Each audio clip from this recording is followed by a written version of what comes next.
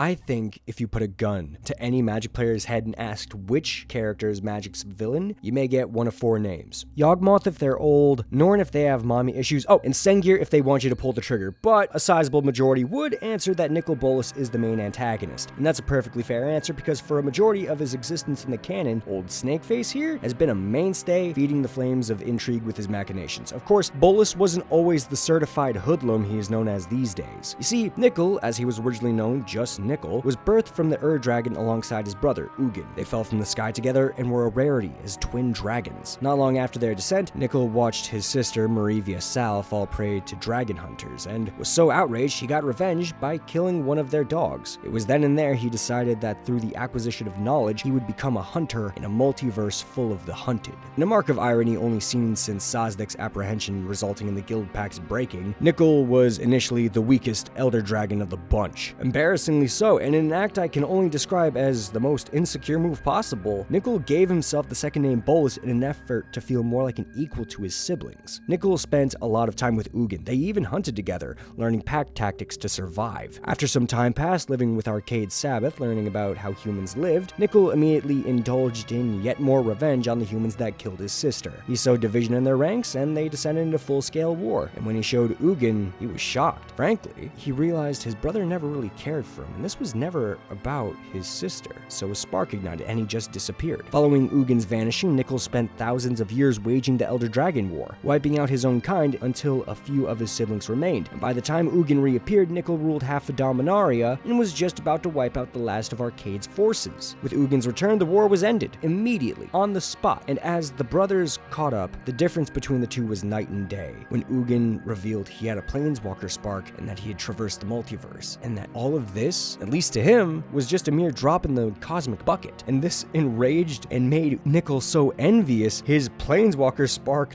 ignited not long after that. And like that, Dominaria didn't seem so important. Nicol was a god now. He could do as he pleased. Time passed, and Ugin and Nicol met on the meditation plane to settle the matter, once and for all. The two fought for thousands of years. The word used was generations, until Nicol bested his brother and killed him on the meditation plane. Put a pin in that for later.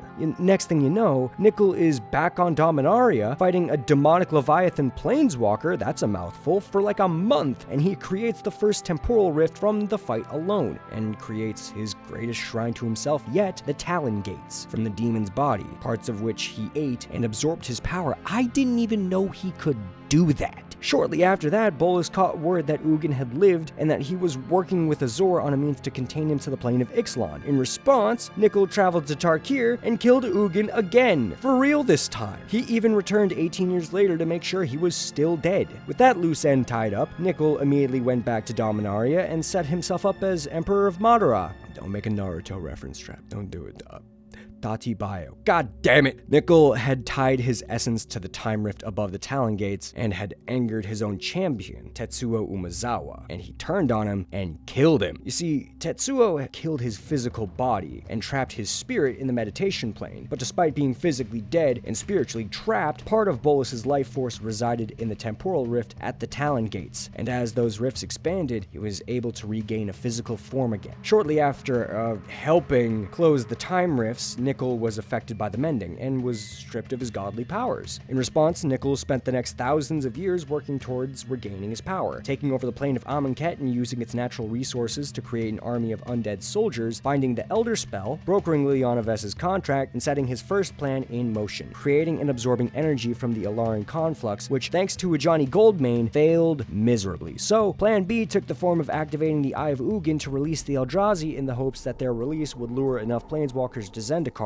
so he could use the Elder Spell to absorb their sparks. When that didn't work, Bolas didn't take any notice or worry. He didn't even break his stride. He simply collected his army from a now destroyed Amonkhet, defeated the Gatewatch with minimal effort, sent Tezzeret to collect the Immortal Sun from Ixalan, and brought Liliana unwillingly into the fold. Bolas picked Ravnica as he has before with the Agents of Artifice in the past, and had multiple planeswalkers installed in the guild's mists as double agents. With the Immortal Sun set atop the Azorius Guild Hall, the stage was set. Initially, the plan was working perfectly. Bolas had done it. He was ascending to godhood, and he was hydrated, with all attempts to directly stop him being thwarted until Liliana, in an act of defiance, turned his own Eternals on him, which ripped his and all the harvested spark from his body. That was immediately when Ugin flew in, grabbed Nicol, and planeswalked away with him, which seared the scales from his hide. Bolas woke up dazed and critically injured on the meditation plane, looking for Ugin. It was then Nicol was told of his punishment. Stripped of his magic and all of his names revoked, he would sit with his brother until the end of his days, a prisoner. Now, if you had asked me a year or two ago if I thought Nicol Bolas would ever come back, I would have called you a big dummy and said no. I've been wrong before, but I've been right before as well, and in this case, I don't think we are getting Nicol Bolas back. I think we are getting a weakened, desparked Nicol. Yes, there is a difference. I think for his time, Bolas was a great villain. This video doesn't do him justice just because of the volume of great stories we have with him. I would rather you all read it for yourself to get the full picture, but that time has passed. This is a multiverse that has moved on to bigger and badder threats. I would rather see more time put into developing characters like Valgavoth and Winter than more Bolas, because with Nicol, there is a chance to explore more territory. He has only been imprisoned for 10 years in the story. Who knows what's happened to him? He may have changed, he may not have, but if we are to have him released, I don't want him to be the hunter. I want him to be the hunted.